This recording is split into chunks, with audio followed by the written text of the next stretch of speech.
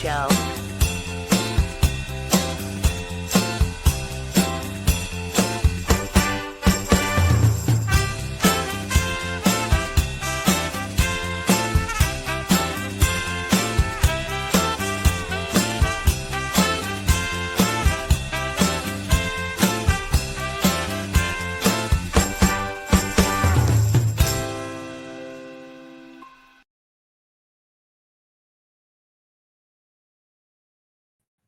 Welcome to the Bobby O Show. My name is Bob O. Potzner. I'm an attorney in Richfield, Connecticut. My office is in Danbury, Connecticut.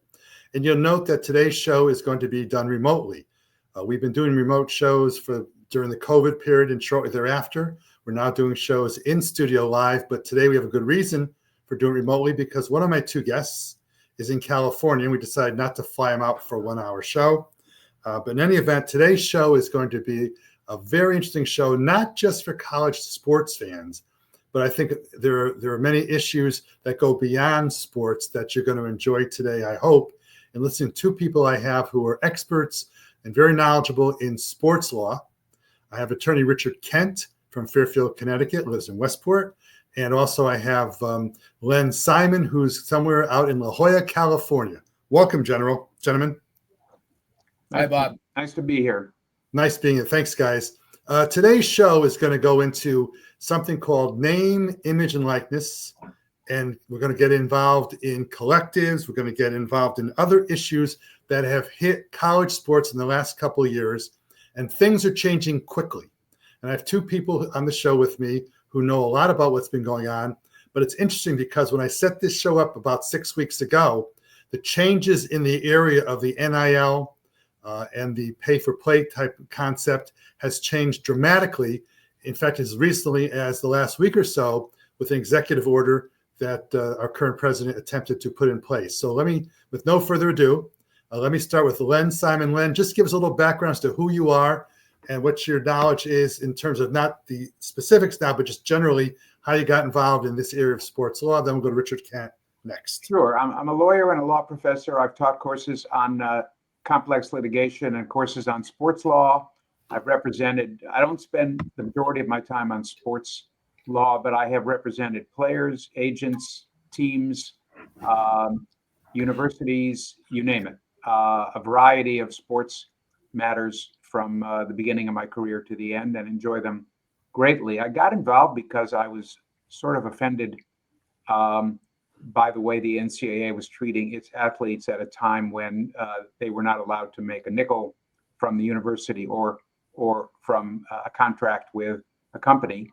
And I, along with many other people, thought that was unfair. And so I started listening carefully and reading up on it and being prepared to jump into it, which I did. I first heard of Len. I follow the Duke Basketball Report podcast, and I heard about Len Simon in that podcast a couple of years ago. Then I met him at my law reunion. I think you were at my law reunion a couple of years ago, and that's how we met. And Richard Kent, my friend Richard, what's your background, my friend, as it relates to sports law? Yeah, so I was a litigator for many years. In 2016, I teamed up with a partner, Jason Belzer, and we started representing coaches. We represent probably 31 coaches in the men's and women's college basketball and lacrosse area. Jason and I teamed up again in 2021, and we started forming collectives, NIL collectives at Penn State, Rutgers, Notre Dame, Ohio State, Oklahoma, Towson, Bryant, Grand Canyon, and a bunch of other schools. And within a year or so, I started teaching the topic at Manhattanville University, and I now teach the topic at Manhattanville University, Rutgers Law School, and the Dolan School of Business at Fairfield University. And I should say for the record that Richard and I both litigated cases with each other and against each other. And the last case we did together, it was a tie even after the penalty kick. So we've known each other for a long time. Except, Bob, you had an opportunity to buy me a hot dog at Madison Square Garden, and you chose not to. That's correct. The best move I ever made was not buying you the hot dog. Okay, folks, here's what we're going to do. Because this topic is very complicated. In fact, Richard mentioned a word called collectives, which I chose not to have him define then, but we'll define it a little bit later on in the broadcast. but we're gonna break this down. We had a prep show, as I always do in all my shows, earlier this week, and we broke this down and we thought into a way to have perhaps those who are not as knowledgeable as Richard and Len, and certainly not as knowledgeable as a general sports fan. You're more interested in the scores of the games, not the financial parts, I would presume. So we're going to break it down for you to try to let you understand historically how we got to where we are today. And then we're going to talk about where we are today. We're not going to go back as far as Jim Thorpe playing baseball and getting $5 or $10 for playing baseball and then not being eligible for the Olympics at some point in time. We're going to go back in history for a little bit. And I think we're going to start you, Len. Tell us a little bit about the background of college sports without pay for play, without the NIL. Let's talk about that a little bit, okay, Len? All right. Back in the day, I think about 1852 or so, Harvard and Yale had a regatta, and it's considered the first sporting event, except by the people at Princeton and Rutgers who think that a football game they played there was the first sporting event. But in any event, from the 1850s into the very early 2000s, it was an accepted fact of life in college sports that you could not get paid by the school.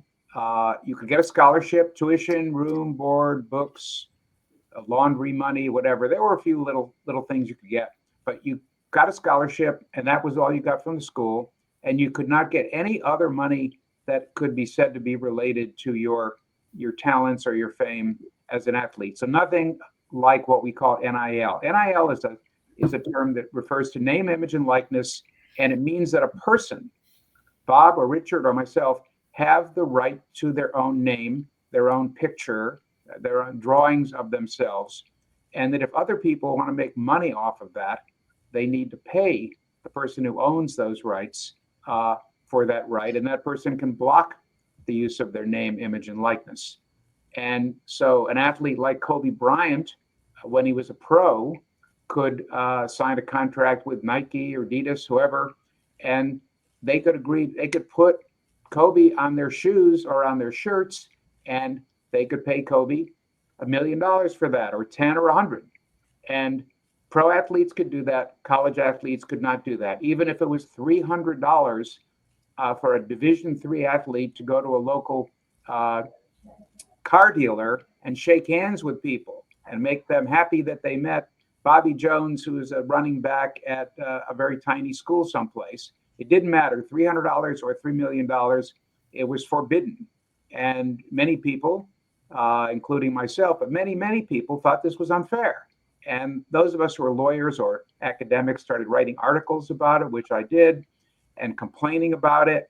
And a breakthrough obviously has come. You all know that the athletes are making money in various ways now. But I want to go back and say that in the bad old days, well, let's call all that time the bad old days, there were always rumors of cheating, which made the situation even worse. There were. Now, before I get to the cheating thing for a second, Yeah. I just want to say one thing, if I could, and the distinction between what an athlete could do. If you were supposed to at Yale and in the Glee Club, for example, and you were such a good singer that you could make money singing at bar mitzvahs on weekends and making cash money, you could still be in the Glee Club. But if you were an athlete, you couldn't do that kind of thing in the, quote, bad old days, unquote. Is that a fair analogy? Yes, every student on campus had the freedom to make money based upon what he knew or what he could do, that he could sing, dance, write, or he was already a brilliant, chemist.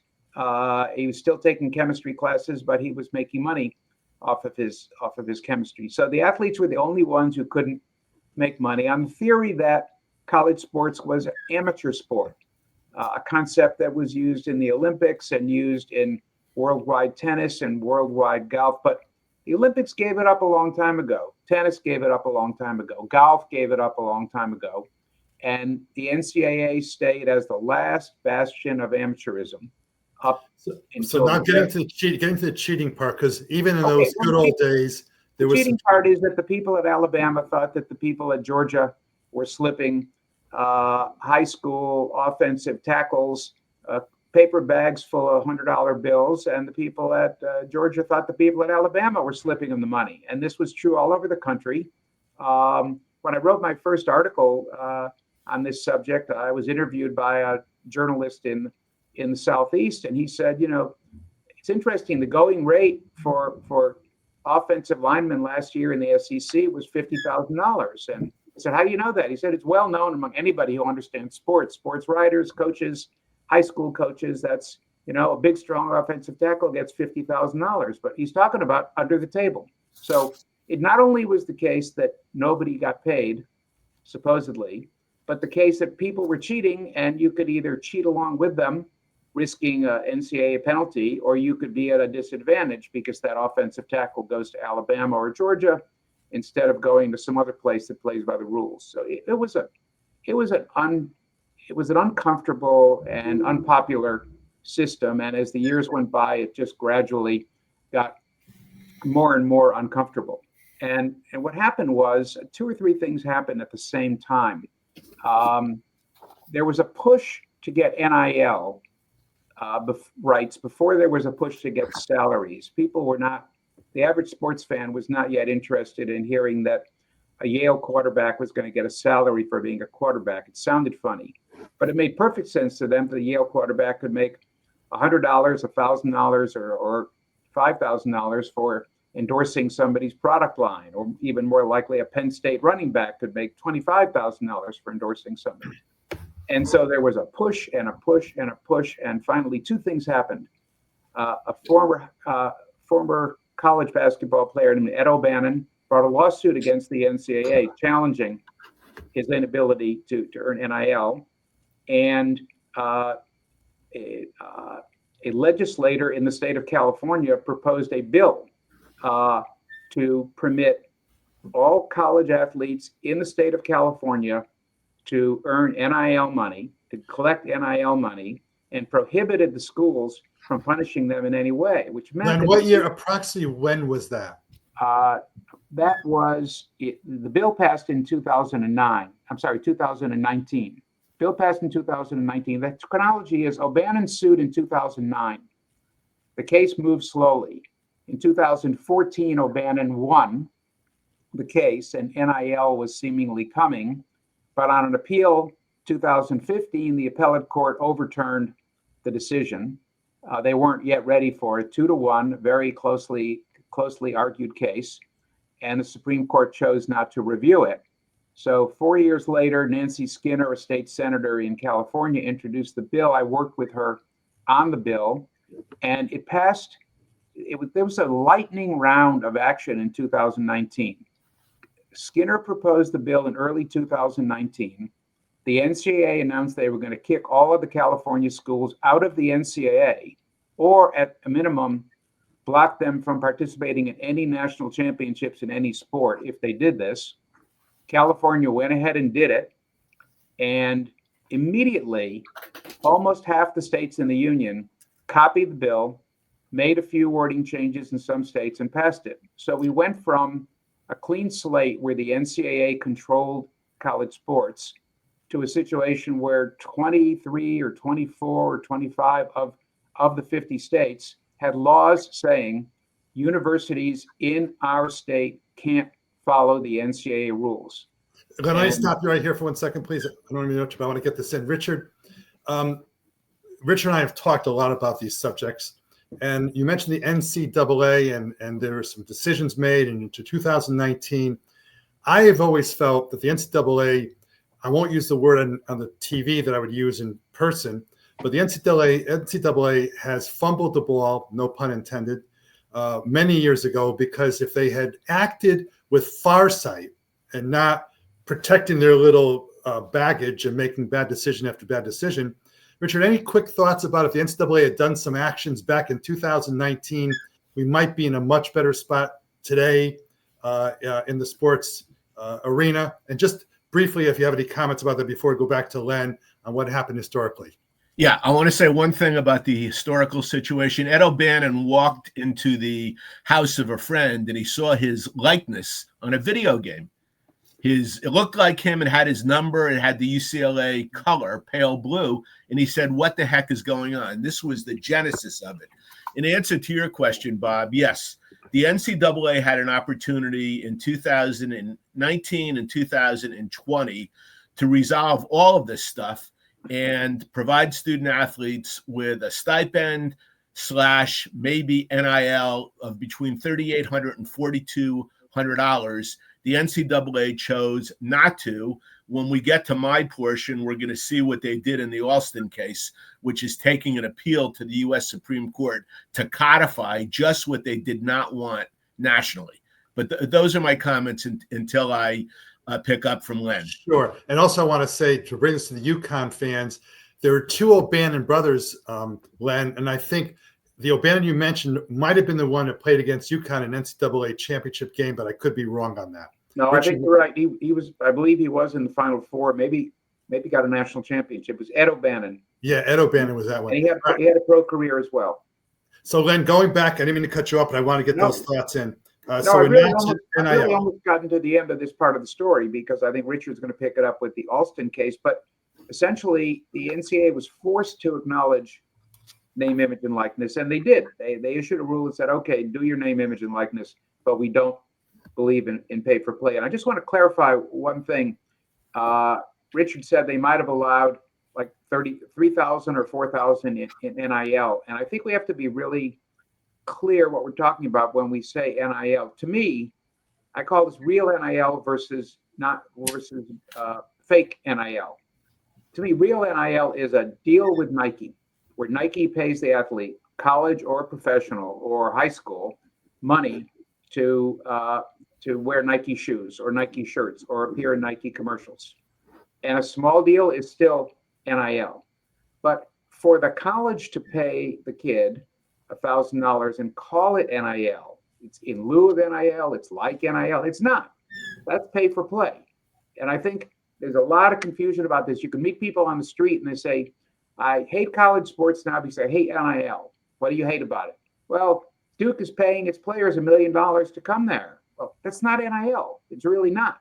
It may be maybe a substitute for it, but NIL would be to allow Cooper Flagg to make any deal he wants with any shoe company, and pay for play is to allow Duke to pay Cooper Flagg as much money as it wants to.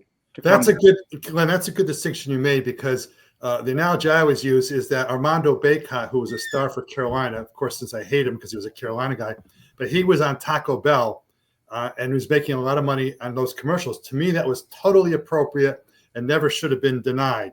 But the issue of paying players to play is an issue that it causes more consternation. And I think, Glenn, we're ready to turn over to Richard on the Alston case. Yeah. I want to say one more thing, which is in response to what the question you asked to Richard. The way I explain this to people is the NCAA didn't bend, and so it broke. I think that's similar to what you guys were both saying. If they had allowed NIL in 1995, they might have put out the fire for a long time, but they refused everything. They fought everything, and the result was that they lost everything. Richard, you want to take it from there? Yeah, we're going to go into the duopoly right now of Alston and the House case. So in the Alston case, which is a California case, which ended up in the Third Circuit in California, was before Judge Wilkins initially. The NCAA had another opportunity to pay some, moderate amounts of NIL.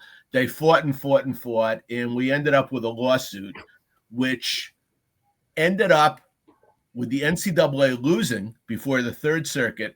They took an appeal to the United States Supreme Court, thinking arrogantly that they would win. I think it's one of the great acts of malpractice in sports law history.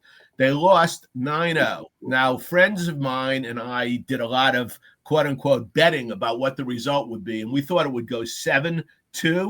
It goes 9-0, and it results in a scathing concurrence, which is often largely cited by Justice Kavanaugh, who played JV basketball at Yale, saying that student athletes are entitled to additional educational benefits. If not, there was a violation of the Sherman Antitrust Act. He utilized the rule of reason analysis. And we're now in late May of 2021, and schools and state legislatures now realize that student athletes can get paid this animal that is called additional educational benefits. Richard, can I stop you one second? Let me stop you 1 second, please. For those who don't understand, when Richard's talking about what the NCAA could have done, after the NCAA lost in the Alston case, lost the case that they had, that's the Alston case, correct, Richard? Correct. And they could have, after they lost in the lower court, they could have at that point in time, which lawyers often do, say, you know what, maybe we better try to settle the case somehow. And before it got to the Supreme Court, for the Supreme Court of the United States to make a decision, they could have made a settlement, which they chose not to. And when Richard mentions about the arrogance of the NCAA, that's part of the context we're talking about. So Richard, take it from there, please. Yeah. Also, if they didn't take an appeal, the ruling of the Third Circuit would have been the law of the Third Circuit. It wouldn't have been the law of the entire country. So, that's my point about taking the appeal to the U.S. Supreme Court. So we're now in June, early July. We've got 28 state legislatures that enact legislation trying to define what additional educational benefits are, basically saying that student athletes can endorse anything but alcohol products, tobacco products, and gambling, websites, products, whatever. So it starts to become, as any law professor who teaches this topic will say, the wild, wild west. And we see some states permitting student athletes to get way more money than would naturally derive from what we call name, image, and likeness. We've got disparate rules in disparate states. And what we have happening in the states, in universities, is NIL collectives forming. And I was a part of forming 8 or 10 of these collectives. What they are is an aggregation. The NIL collective is a middleman in between the booster and the alumni who want to give money to the student athletes. So NIL collectives sprout up. The middleman, the collective, run by an outside company, usually, sometimes former athletes or former alumni of universities, help start a fund, and the money went either pursuant to the wishes of the donor. In other words, let's say a donor said at Ohio State, I want to give $500,000 to the football quarterback. We had no discretion as a collective. The money had to go to the football quarterback.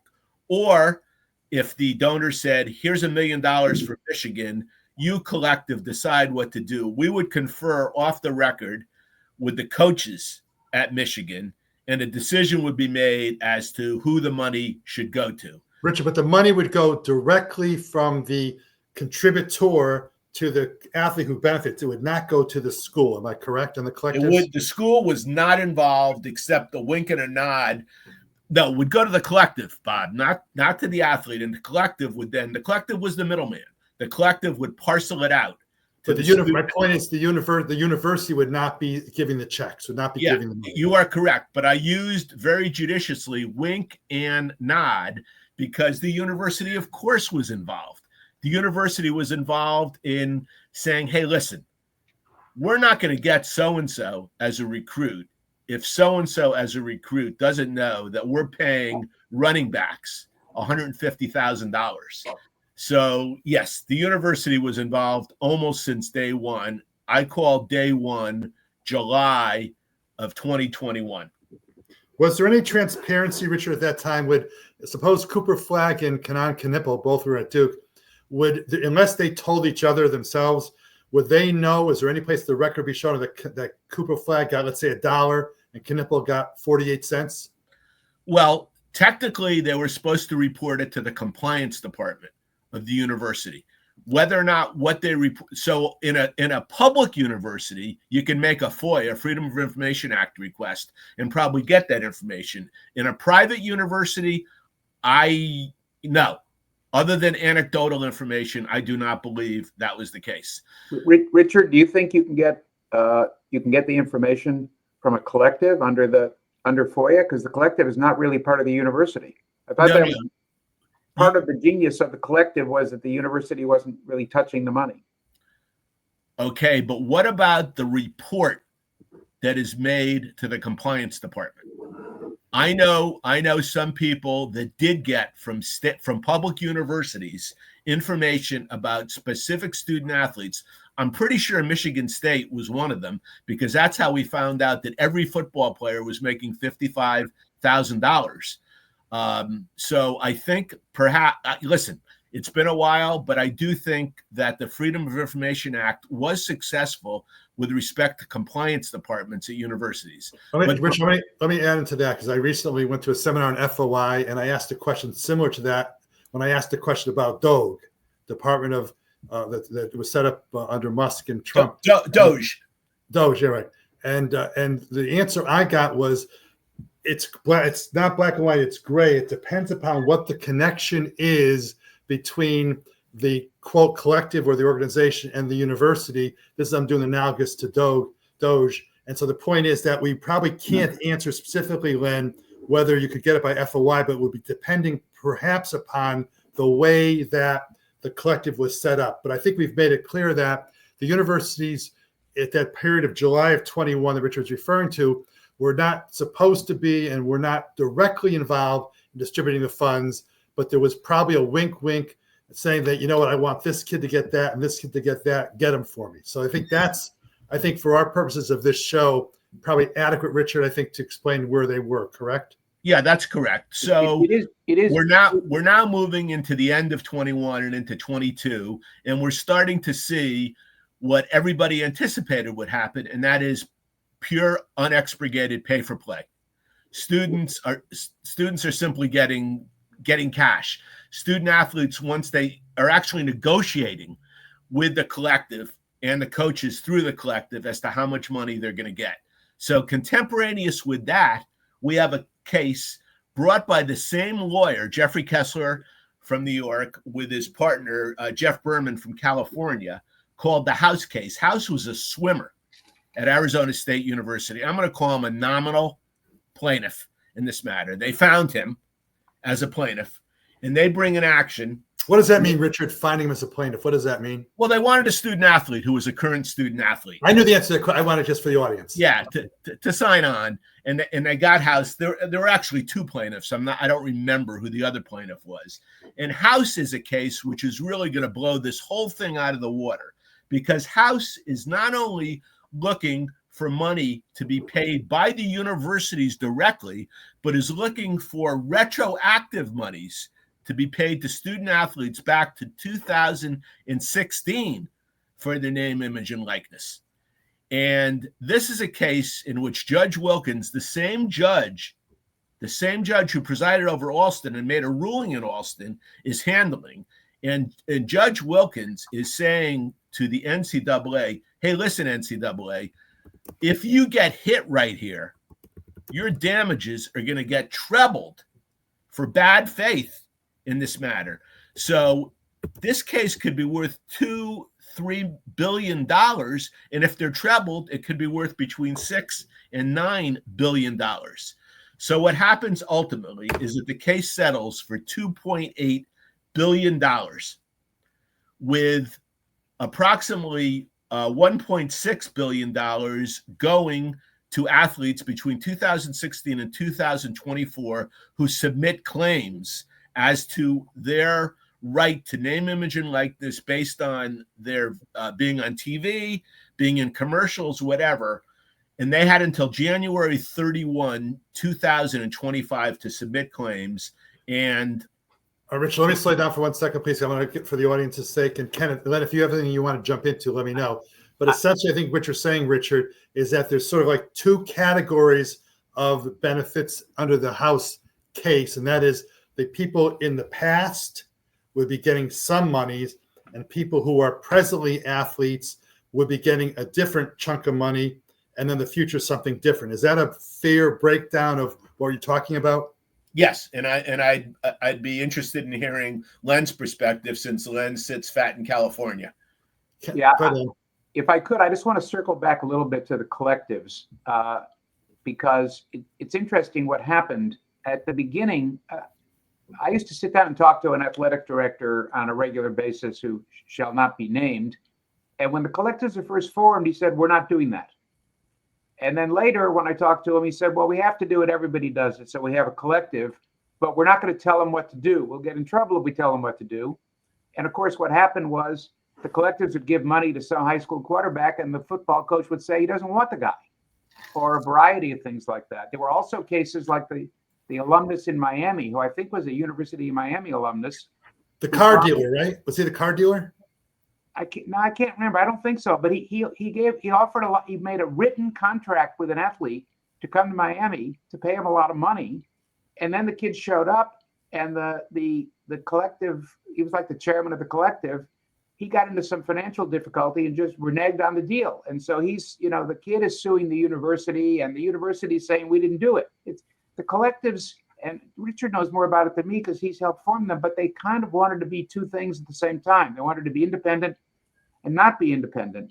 And the universities also wanted to get the benefit of the collective money, but not take the heat about paying their athletes. Nobody at Duke University wants to say, we paid Cooper Flagg millions of dollars to come here, but everybody wants them. And so the collectives are a convenient kind of middleman or a bagman or whatever you want to call it to do this. And it just, the fiction that the schools and the collectives were separate just gradually disappeared over time when people realized it was a fiction.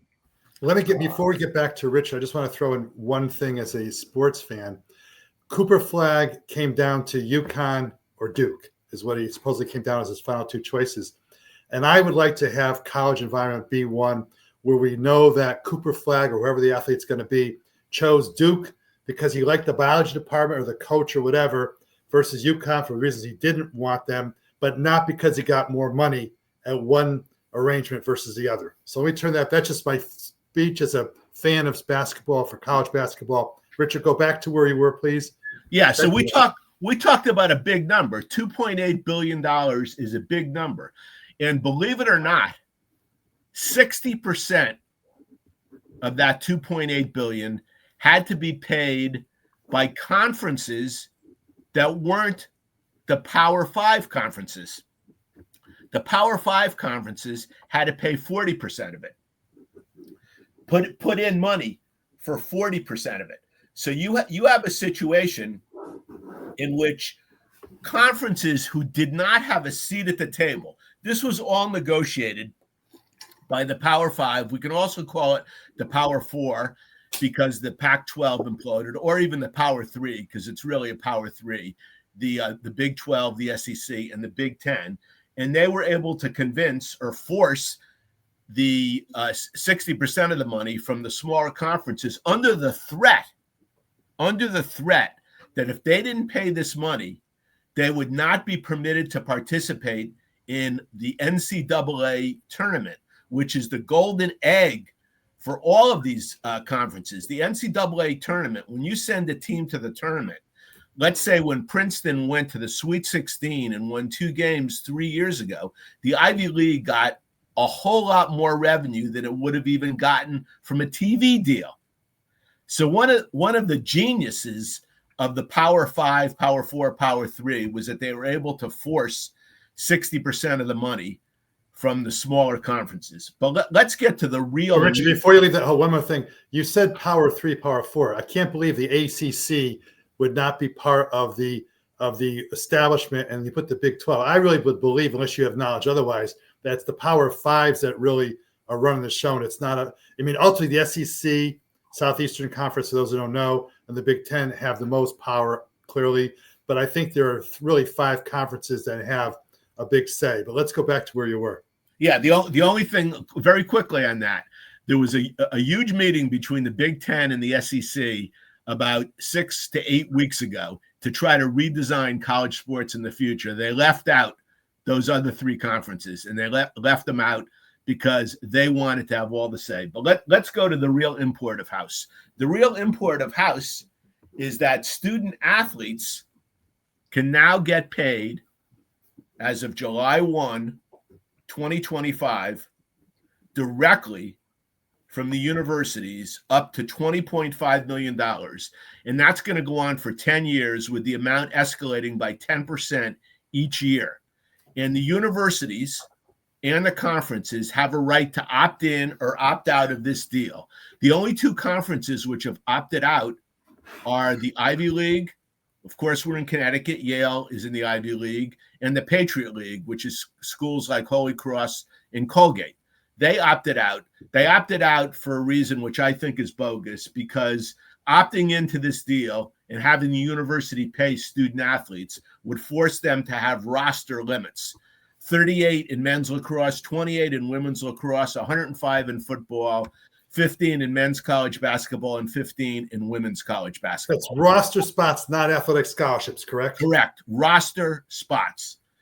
So right now, and once again, we're in Connecticut, UConn, I believe, has opted in for the amount of $18 million. And I'm told by some decent sources that men's basketball is going to get the lion's share of that, unlike at Ohio State or Michigan, where football is going to get between 75 and 80%. Men's basketball at UConn will get the lion's share, and football and women's basketball will get probably an equivalent amount, which I'm going to guess is about $3.5 million for each of those sports. So UConn is in for the amount of $18 million. All the Big Ten, ACC, and SEC schools are in for $20.5 million. And we know that 75% or so is going to go to football, 20% to men's basketball, 3 to 5% to women's basketball, and the rest to what we call the Olympic sports.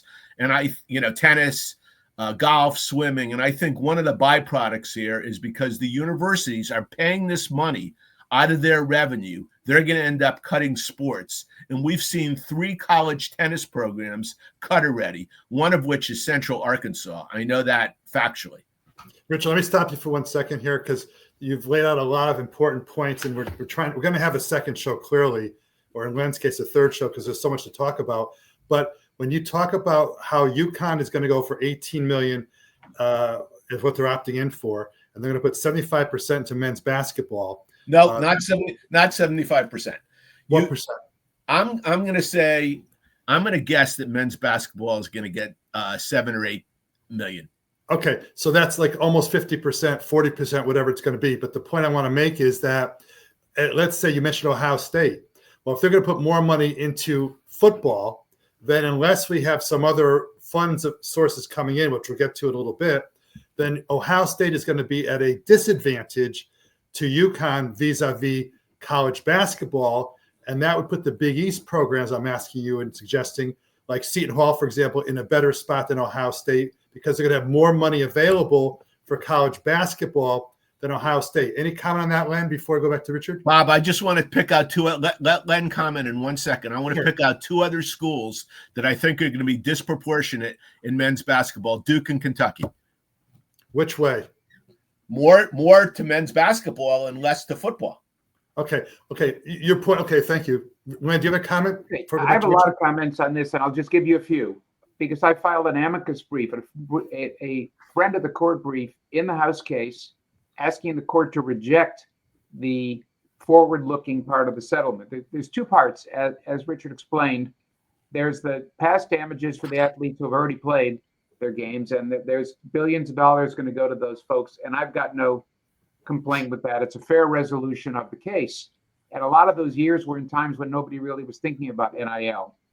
But to tell Ohio State or Stanford or Duke or Michigan that they can agree with their competitors to spend no more than $20 million on athletes, it's a price fix to replace a price fix. Antitrust laws prohibit price fixes. Competitors can't agree on how much they're going to pay for something, including human beings. And that's what the House case was about. It's what the Alston case was about. All these cases were challenging the NCAA because it had rules limiting compensation to athletes to 0. Now they're limiting compensation to athletes to $20 million per school per year, which means if you're the best softball pitcher in the United States and you want to go to college and you want some college to pay top dollar for that, you better not go to a school that has a football program and a basketball program, because they're going to say, I'm sorry, miss, We spent most of our money on football, and most of the rest of the money on basketball, and a little bit of money on lacrosse and tennis and wrestling and whatever.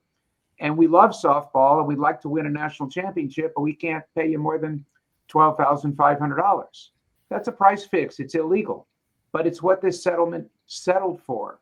And I think they sold out the lesser athletes in this settlement. Before you go to Richard, I want to say sold out the athletes for a compromise that will work differently at every school for the reasons you're saying. UConn is totally different from Duke because they don't play football, and UConn doesn't have the kind of money Duke has. So it may balance out, it may not. Just a couple of points for my UConn fans who watch the show. UConn does have a football team, but it's not been that successful. And Dan Orlovsky did play for UConn, so they do have a team. I know your point is well.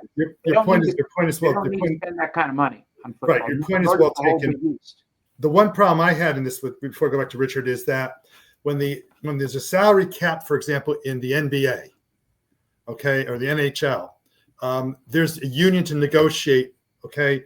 In the House case, yes, you had lawyers involved, whatever, but I'm concerned insofar as, whereas I was against unionization for athletes when Northwestern and Dartmouth try to do it, that may be something that's needed to address the problem that you mentioned, Len. But Richard, why don't you take it on? Any comments you have on what we've said so far? Yeah, I want to say, and I want to try to answer this. Is that it, guys? Is 20.5 million all there is? No. NIL did not die. A college sports commission was appointed. Deloitte was appointed to review NIL deals over $600. And yes, that is going on right now, and that's all well and good. But I'm going to prognosticate when we do this show again in July of 2026, that NIL is going to be running rampant again. Well, what's going to happen, Richard? What you're saying is, what you're going to say, Richard. Question to Richard: are you talking real NIL or BS NIL? Because again, NIL is supposed to be payment for someone's actual name, image, and likeness. And I would say it should be at fair market value, and that's supposed to be what Deloitte and CSC are doing. But everybody's pushing back. They want the BS NIL. They want the NIL, which is really just another payment for the athlete to show up.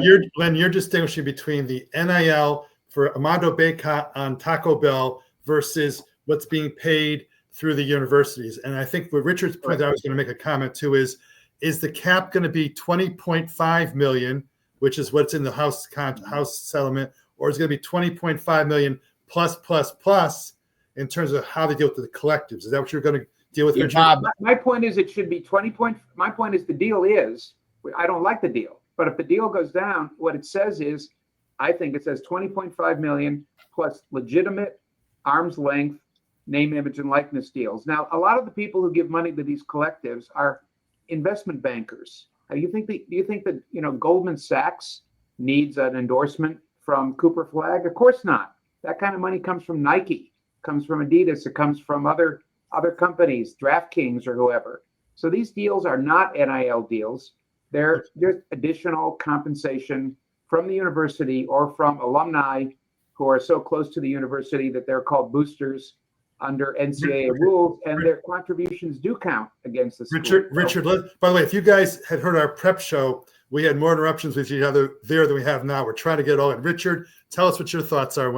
So let's deal now with the topic of these boosters, these alumni, and the word deductibility, because we all like deductions on our tax returns. So boosters and alumni can now give money to the university, which will be deductible to them, and the university will be able to utilize some of that for purposes of the revenue share that it's going to share, because revenue is a very, very, very broad umbrella. As far as the collectives are concerned, there's never been deductibility for that. So why do people do it? They do it for one reason. There's no return on investment. It's for psychic pleasure. They want Alabama to win a national championship, and they want to feel that their $100,000 was part of it. Richard, that's what I made before the comment about Cooper Flag, why you would pick Duke versus UConn. there's the Duke Basketball Report, which is a podcast I listen to faithfully. I think Len does as well. They talk about in the university setting what's going on. They did a survey about our interest in college sports, and one question was, has your interest in college basketball reduced itself because of NIL and or transfer portal, whatever, which is another category? And I would say people who know me would know that Richard and I, and I don't know Len as well, but Richard and I are fanatical basketball fans for certain schools, me for Duke and Yale, Richard for his schools he likes. And the point I'm making is that I would like to think that a kid chose my university or universities for reasons that are not based upon purely dollars and cents. I could watch the Knicks or the Boston Celtics if I wanted to do professional. And this is where I think in the long run, that's where the SEC and the Big Ten that Richard mentioned may be putting college sports at risk, because fans who are not as fanatical as I am, I believe, are walking away a little bit from sports year by year by year in college. And even the fanatics like Richard and me, not speaking for Richard, are going to be less and less interested, because we don't want to have my quarterback at Duke this year is going to be getting $4 million, I believe. I don't like that. But then when the team's on the field, that's a 2-year, $8 million deal. Yeah, $4 million a year is what I meant. Yeah. So my point is, I don't know about you, Len, but that doesn't make me thrilled that a kid came to us because we bought him. Let me give you a yes and no answer, okay? Okay, you must be a lawyer. My gut tells me it doesn't seem optimal that the players choose their schools based on how much money they're offered. It seems more optimal to have it be the way we think it used to be, which is that you go to the school that has the best program, that has the best coach, that has the best fit for you, that's in the part of the country you want to live in, or that your father and your grandfather rooted for, and it feels better. But it may be we're just being left in the dust by modernity, and this is the way it's going to go. And the games are still exciting. The Final Four is great every year. The college football playoffs, I think, are not quite as good, but pretty darn good. People watch them. I think that TV ratings are up. More people are watching, and gradually, young people think this is normal. So I'm not sure they expect. Well, Len, here's the thing, Len. What we expect. Here's what Richard mentioned before: Central Connecticut and Fairfield. And one of the things that are getting lost, and Richard, I'd like you to comment about this, please, is that if Fairfield has a very good basketball team, for example, and they have a junior and a sophomore who are really good, and then next year, instead of staying back at Fairfield or go to Fairfield for his degree or her degree, they go to Duke because they're going to get $1 million or whatever. And if you're the middle schools, the Patriot League schools, et cetera, are going to be hurt a lot. Richard, thoughts? No, listen, there's no doubt about that at all. In the comment that you made about basketball, primarily basketball schools, because one of the largest predicates of this deal is the sport that drives the bus, and that's football, obviously. So there's a lot of basketball schools in the Big Ten, and I know this factually because I represent some Big Ten coaches who are saying, fix this now. We cannot be capped at a number that is, St. John's is supposed to be 11 million, by the way, to basketball in terms of rev share. They opted in fully, and 11 million supposedly to men's basketball. We can't be in a position in which we're at 3.5 million and St. John's is at 11 million. So there's a lot of discontentment, not only among the smaller schools, which are getting hit, but also among a power five, like the Big Ten and the SEC, because they're looking at the Big East because those conferences care about men's basketball, and they're saying they can outbid us easily. Richard, I'll give you another example. Boston College.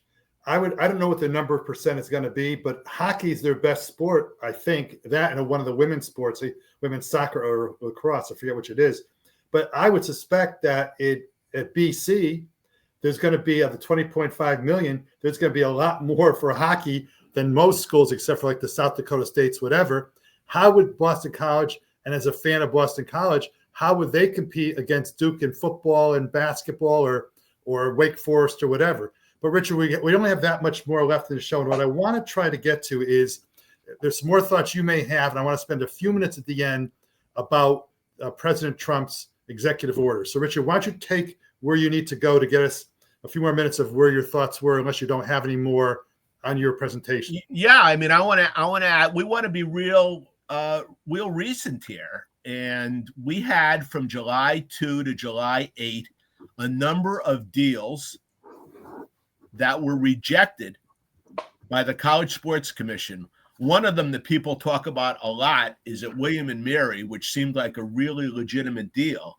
And Jeffrey Kessler and Jeff Berman, the two plaintiffs' lawyers in the House case, wrote a scathing letter. Apparently, I haven't read it, but I heard about it, to the College Sports Commission, and they were prepared to file a motion to compel with the magistrate judge who the matter got sent to. I think under Rule 26 of the California federal rules, the magistrate judge is now handling the case, and the College Sports Commission relented, and now there is no longer what the College Sports Commission had interposed called a legitimate business purpose for NIL money. So that's why I think when I saw that and I read about that and I talked to Kessler about that, I'm gonna think that NIL is gonna run rampant. Glenn, thoughts on that, please? I think it might. I think it may be a 50-50 call now, because I think what they said was that that CSC and Deloitte said we're going to have a presumption against legitimacy for the collective deals. And they forced them to back off of that. But I still think they're going to have to look at a Nike deal or a collective deal and see if it's just off the charts, obviously pay for play, or the settlement is not what they purported it to be. And they're going to have a lot of trouble holding it on appeal and holding it from next year's complaining athletes, because each high school class that graduates have the right to object to the House settlement for the next 9 years. So the earlier it looks, the worse it's going to get. But when I watched the discussions, there was an objection to the settlement, and I watched for 3 or 4 hours. I think Richard watched a lot more of the actual court presentations. But even though I'm a lawyer, I'm going to talk to you as a college sports fan, and that is that the way I look at and I've read these decisions, I've read the settlement, et cetera, and the way I look at this thing as a sports fan, it's going to be, to me, it's whatever we had, which you, Len, defined as where it was the Wild Wild West.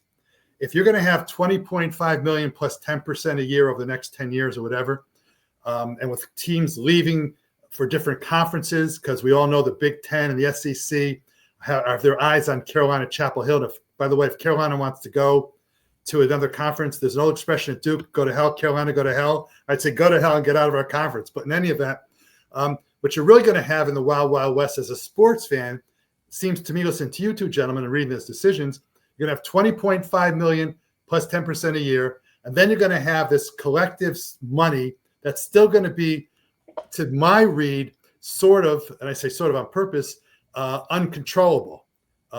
Because I think that the settlement that Richard mentioned about the collective situation is just raised the dial, and what would have been on the O'Bannon case of like $5,000 a year, the NCAA rejected, has now been raised to 20.5 million. And the fights are also going to be between the men's sports and the women's sports, and when universities get rid of non-revenue sports. So I think we're going to have mishigas, which in Hebrew means craziness. Bob, we've talked about objections. All three of us have used the word objections.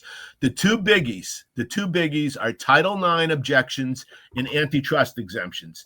Is 20.5 million and plus 10% going to be deemed to be an antitrust violation, as Len very aptly articulated 5 minutes ago? And under Title IX, female athletes under rev share are going to get, I don't know, 6%, 5%, 3%. Do they have a Title IX argument, or is it from revenue? And because women's sports don't bring in the revenue that football and men's basketball do, and only 3 women's basketball programs turn a profit, are we going to be in a situation in which there's going to be a valid Title IX claim? Those are the two areas and arenas for litigation for us to look at over the next 3 to 5 years. Len, comment on that, and then I want to go to one final direction in the last 5 minutes. Len, any comment on what Richard just said? I agree with that, except I would say if the money's come from the collectives, it gets more complicated. It's not a rev share anymore, right? The women may have a better argument that the collectives who are joined at the hip from the university giving all the money to men is a violation. Even if the rev share, you could say it's coming right out of the football revenues. What do you want from us? So it gets more. The collectives fog up every issue because you can't tell if it's from the university or it's not and what it's for. So I think to get to the final topic, and I just want to say quickly, I think the complexity is even more made worse because of the fact that if revenues are such a big factor in the House settlement, then why can't the universities say, I'm going to get rid of the 10 least productive revenue sports that we have. And if it happens to be men's, women's, or whatever, why isn't that valid? But now that's a question. We'll leave it as rhetorical. I want to spend our last couple minutes the fact that last week, President Trump came out with another one of his executive orders. And I do not want to discuss the political views I have on his executive orders, but I do want to say that as I read the executive orders, and I've read them, Richard's read them, I think Len has read them as well, I wonder, as a step number one, is what power does an executive, whether it be Trump, Obama, any president, have to just say, this is what you're going to do, even though in his executive order, he talks about what his goals and objectives are. But I think the existence of executive orders is going to cause a lot of confusion for the college athletes in the next year or two. I'll go to Richard first and Len next in our last couple of minutes. We have 3 minutes left. Yeah, I agree in large part with you about the worthlessness of executive orders and the overuse of them by a Democrat or a Republican. I don't think this executive order has any value greater than the piece of paper that it's written on and the signature. The only value it may have is that it's when you have a president of the United States talking about college sports. Wait a minute, the president is talking about college sports. It raises the consciousness, not only of fans, but of non-fans and also members of Congress. So I think that's its only value. Len? I think it's even weaker than Richard described, if you can believe it, because it doesn't say anything. The executive order says that the Secretary of Education, the Attorney General, the Secretary of Health and Human Services, the Secretary of Labor, and the National Labor Relations Board should go and fix college sports. I mean, they could if they wanted to, so now the president has told them to. He could have told them to in a meeting or in a letter. It's not an executive order. It doesn't order anything. It asks 5 of his executive branch entities to look at the issue and do something. And there's a few hints of what something Trump would do, but there's nothing there. Nothing has changed. We only have a minute. Congress is trying to act. If Congress acts, that's their job to pass laws. It's not the president's job to change the law. It's Congress's job, and they're trying to do it too. So we'll see. In my final minute, and we are going to have another show in the near future because things are going to change as well. Just a couple of quick comments as we get out of this. The executive order says, I'll read the first line, quote, by the authority vested in me as the president by the Constitution and laws of the United States of America, comma, it is hereby ordered, unquote. And even though you guys may be right, and I agree that there's a lot of vagueness in what he says in this order, as in every order I've seen he's written, but he says it's an order, and I dispute from line 1 that I don't think the president of the United States has the power. And number 2, my wife, Wendy, is not a college basketball fan, and she could not care less about what the executive order. So when Richard says it's going to raise the consciousness, it raises the consciousness of people like us. Gentlemen, you have been superb. It's been fun trying to get us all to give our thoughts along the way, but you guys did a wonderful job. I'm so appreciative, Len, of you and Richard of you for the prep show, this show. And I think we're going to have some more conversation on our show, and also perhaps someday in North Carolina and Durham, perhaps at some barbecue at my favorite place, Len, and Richard, you and I at our favorite place, Shake Shack, whatever. But in any event, thank you so very much, guys. I really appreciate your efforts, and I hope we've educated the audience just a little bit. This is Bob Potsner on The Bobby O Show. Shalom. Thank you. Thank you.